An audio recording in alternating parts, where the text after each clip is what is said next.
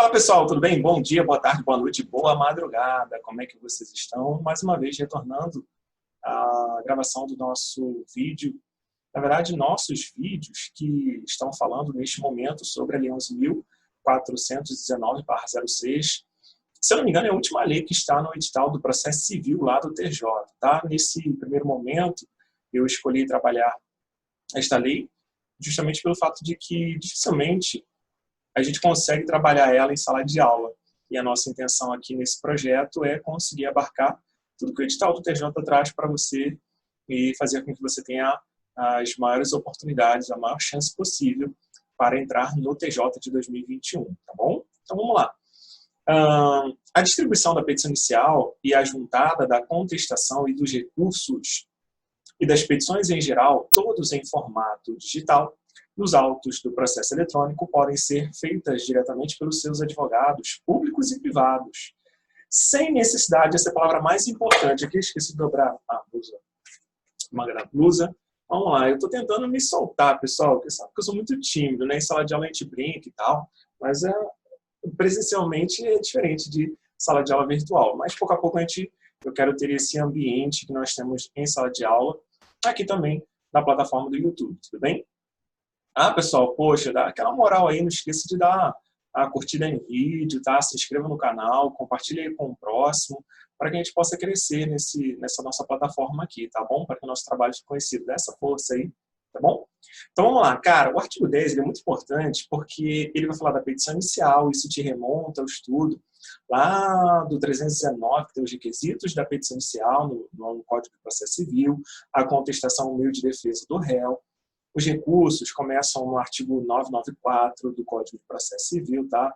Agravo de instrumento, apelação, embargo de declaração, entre outros. E isso faz com que você tenha um estudo interligado, tá, pessoal?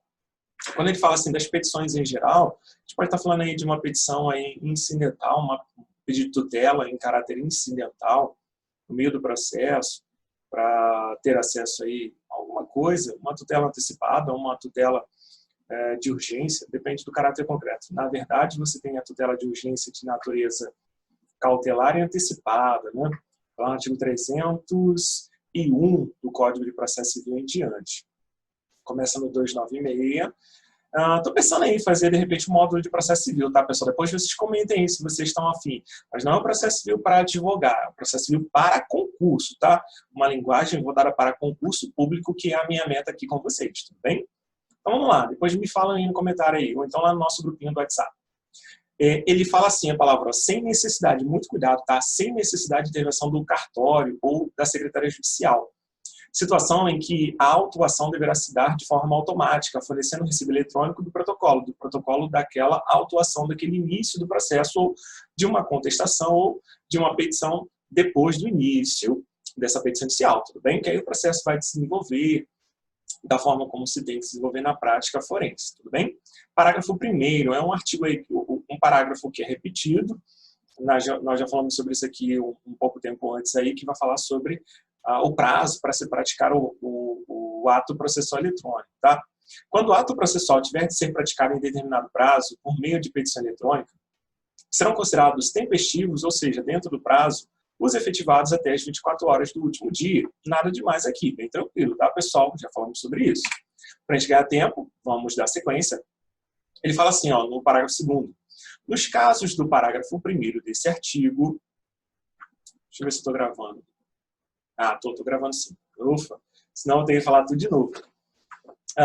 Nos casos do parágrafo 1º desse artigo, se o sistema do Poder Judiciário se tornar indisponível por motivo técnico, tá, é maquinário, o pessoal pode dar pau aí a qualquer momento. Se der pau, o prazo fica automaticamente prorrogado para o primeiro dia útil seguinte ao da resolução do problema. Muita atenção com esse final, tá? O SESP já cobrou isso aqui. Então, Thiago, teve problema hoje na distribuição. Beleza, prorroga o prazo para quando? Para o primeiro dia útil seguinte ao da resolução do problema. Não é só o primeiro dia útil seguinte. Porque vai que no dia útil seguinte também não resolveu o problema. Se for 5, 6, 10 dias ruim, vai ter que se prorrogar para o primeiro dia útil seguinte ao da resolução do problema.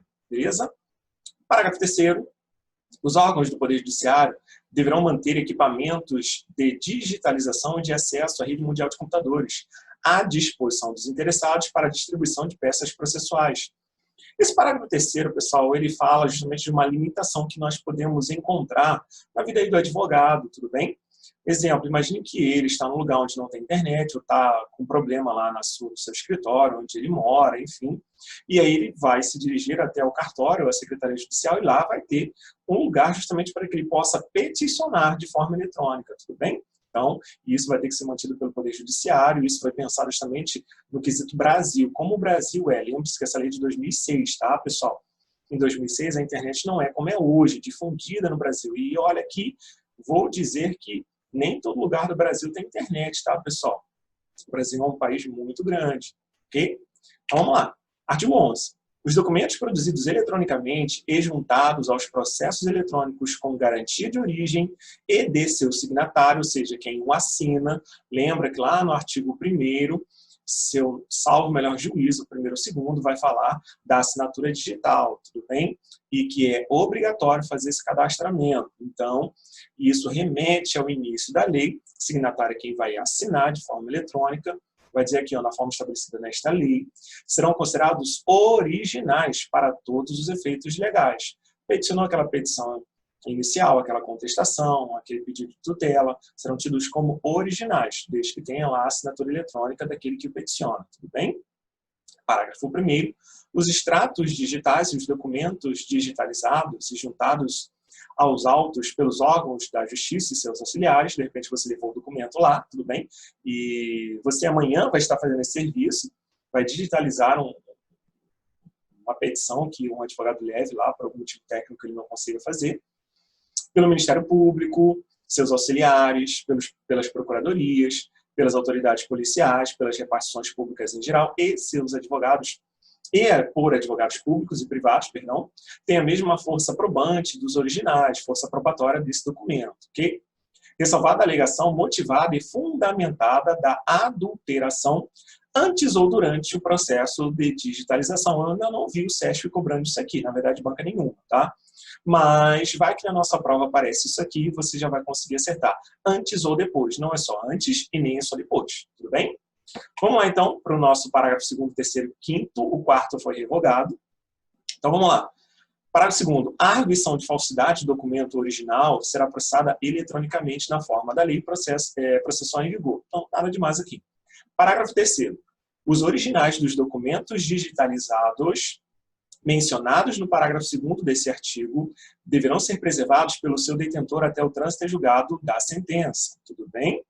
Trânsito em julgado é aquele julgado que não cabe mais recurso, bem tranquilo, ou que a parte deixou de entrar com recurso quando era cabível. Ou quando admitida até o final do prazo para interposição da ação rescisória, tudo bem? É o seguinte, o que é ação rescisória? Inclusive, esse verbo aqui, interposição, na visão doutrinária processual civil, ela não é bem vista. Por quê? A ação rescisória é uma ação autônoma, então ela vai ser proposta e não interposta como você interpõe um recurso, tá? Mas, enfim, isso é aula para processo civil. Aqui, eu já vi esse parágrafo em prova e se disser que é só até o trânsito em julgado, está errado, porque é possível, quando admitida, nos termos do artigo 966 e seguintes do Código de Processo Civil, a ação rescisória, pessoal, ela serve justamente para quebrar a coisa julgada, tudo bem? E, quando é cabível, é possível que você tenha que guardar esse documento aí. É possível não, você tem que guardar, tá? Aqui, ó, deverão, o verbo é dever, tá? Tudo bem? Parágrafo 5º. Os documentos cuja digitalização seja tecnicamente inviável devido ao grande volume, por exemplo, o documento é muito grande, ou então ele está inelegível, documento antigo, sacou? Em que já tem algumas falhas, algumas faltas, deverão ser apresentados ao cartório secretaria no prazo de 10 dias contados do envio da petição eletrônica comunicando tal fato. Você peticiona no processo eletrônico dizendo que vai ao cartório, porque o documento é inelegível, você tem um prazo de 10 dias para fazer isso, tudo bem? Os quais deverão ser devolvidos à parte após o trânsito em julgado. O cartório, na verdade, esse evento vai ficar com essa documentação, trânsito em julgado, devolve a parte. Foi? Bem legal, bem tranquilo. Parágrafo 6º e 7º é importantíssimo para o TJ 2021, porque entraram em 2019 na nossa lei 11.419, de 2006, tudo bem? Muito cuidado, muita atenção. Por quê? Isso aqui era uma grande discussão que a ordem tinha, porque, segundo o CPC, você pode ir na serventia, no cartório, ter acesso a qualquer processo, desde que ele não esteja em segredo de justiça. Só que isso não era possível nos autos eletrônicos. Hoje, graças a Deus, isso acabou. Tudo bem? Vamos, então, ler o artigo. Muito cuidado com as nuances que ele tem, tanto o sexto como o sétimo. Os documentos digitalizados, juntados em processo eletrônico, estarão disponíveis para acesso por meio de rede externa, pelas respectivas partes processuais, pelos advogados, independentemente de procuração nos autos, ou seja, não precisa de procuração nos autos do processo. Procuração, lembre-se que é o meio pelo qual aquele advogado que está atuando lá na vida prática dele é contatado por você e você explica a sua história, ele fala, vamos entrar com uma demanda e você tem que assinar a procuração, ok? Passando para ele a possibilidade de que ele atuar como um mandatário seu aí atuando em seu favor, tudo bem? Em regra, tem que ter procuração, salvo as especificidades do CPC. Está lá no artigo 105, 104 ou 106, não me recordo agora lá do CPC. Muito cuidado, tá? Depois dá uma lida lá, importante. Pelos membros do MP, pelos magistrados, sem prejuízo da possibilidade de visualização nas secretarias dos órgãos julgadores, à exceção daqueles que tramitem em segredo de justiça. Então, você pode tanto ver lá no cartório, você está de bobeira, ou então está esperando sua audiência, quer consultar algum processo, hoje você pode fazer isso. Não precisa de procuração nos autos, ou então você acessa lá no seu telefone. Vai lá no seu telefone, acessa o site do TJ, tudo bem? Você vai conseguir analisar, a não ser aqueles que tramitem em segredo de justiça. Muito bem. Sétimo, os sistemas de informação pertinente a processo eletrônico devem possibilitar que advogados, procuradores e membros do MP, esses procuradores aqui, não confunda com membro do MP, tá, pessoal? Esse procurador aqui, ele tem algumas nuances quando você vai estudar o processo civil e sua linguagem técnica, tá? Procurador, a rigor, é um advogado que tem a procuração assinada, tá? Mas você tem também procuradores que defendem a União, o Estado e os municípios. As procuradorias que defendem são chamados advogados públicos, tudo bem? E você pode também ter os procuradores federais que atuam no Ministério Público Federal. Então, é uma nomenclatura aí que, aqui, nesta lei, eu não vejo necessidade de você aprofundar os estudos, tudo bem? Mas leve assim, advogado, procurador, membro do MP, cadastrados, mas não vinculados a processo previamente identificado, acessem automaticamente todos os atos e documentos processuais armazenados em meio eletrônico. Esse cadastramento aqui é aquele lá do artigo 2º, tudo bem? Desde que demonstrado interesse para fins apenas de registro, salvo nos casos em que o processo tramite em segredo de justiça. Foi? Deixa eu ver se eu já vou para a questão ou se eu vou para o artigo 13. Ah, não, vamos para o artigo 12 agora. Nossa, artigo 11, grandão. Eu vou ler o artigo 12, parágrafo 1º, 2º e os que vierem, depois a gente vai fazer umas questõezinhas para treinar, tudo bem? Então vamos lá. A conservação dos autos do processo poderá ser efetuada total ou parcialmente por meio eletrônico. Cuidado que isso cai em prova. Vamos conservar os autos do processo, que vai ser totalmente digital, grava-se no sistema eletrônico, bem tranquilo, vai estar lá aquele sistema, guardando todas as informações, tudo em PDF, bonitinho. Ou pode ser que ele seja guardado parcialmente por meio eletrônico, vai ter uma parte do processo eletronicamente guardado, e aí os autos do processo físico guardado lá no cartório, tudo bem? Ou na serventia, na secretaria, né? Vamos lá, parágrafo 1º. Os autos do processo eletrônico deverão ser protegidos por meio de sistema de segurança, de acesso e armazenamento em meio que garanta a preservação e integridade dos dados. Há pouco tempo, no momento em que eu estou gravando esse vídeo, o sistema do STJ e do Supremo Tribunal Federal foi invadido por hackers, tá? E então, é necessário que haja uma proteção nesse sistema para que não vazem informações confidenciais aí das partes. Sendo dispensada a formação de autos suplementares, tá? Cuidado que eu já vi isso aqui em prova. Cuidado também com a palavra prescindir. O CESP adora prescindir em prova. Prescindir significa dispensar. Parágrafo 2º. Os autos do processo eletrônico que tiverem de ser remetidos a outro juízo ou instância superior que não dispõe de sistema compatível deverão ser impressos em papel. A juízo ou instância superior, a juízo eu posso falar de juizado especial, a galera geralmente acha que a turma recursal do TJ, dos juizados especiais, melhor dizendo, são formados por desembargadores. Não são, são juízes, tá, pessoal? Só que aí é uma instância superior, porque você começou lá com um processo no juizado especial civil, tem o juiz de leito que vai julgar a tua causa, depois o juiz de direito homologa aquele acordo, se tiver, e você não está satisfeito, você coloca lá o recurso inominado. Subiu para a turma recursal, lá são 3 juízes, tá? Não são desembargadores que vão julgar o teu recurso nominado no âmbito do juizado especial civil, tá? Instância superior, podemos colocar as próprias câmaras aqui do TJ. Juiz de direito, vara criminal, vara civil, você não gostou da decisão, recorre, vai para os desembargadores, Câmara Civil ou Câmara Criminal, tudo bem? E imagine que lá não dispõe de sistema compatível, então vai ser feito o que? A impressão desses autos em papel para que o processo possa subir. Perceba que, como essa lei de 2006 aqui está dizendo de acordo com o Código de 73, só que esse código hoje não existe mais. Você interpreta à luz do novo CPC de 2015, tá? E no finalzinho, deixei em negrito, ele diz assim, ó, ainda que em natureza criminal, trabalhista ou pertinente a juizado especial, tudo bem? Vamos lá. Parágrafo 3º, 4º, 5º. Nos casos do parágrafo 2º deste artigo, o escrivão, eu acho que vai passar de 15 minutos, tá, gente? Mas aí, eu tô doido para acabar, você percebe que isso aqui é muita leitura, mas, pessoal, eu sei que é muita leitura, é artigo, aqui não é aquela aula que dá para a gente bater aquele papo mais direto, tem que ler, mas vale R$5.000 na sua conta todo mês, ok? Então, não deixa isso esmorecer o seu esforço aí, tudo bem? Vamos lá, parágrafo 3º.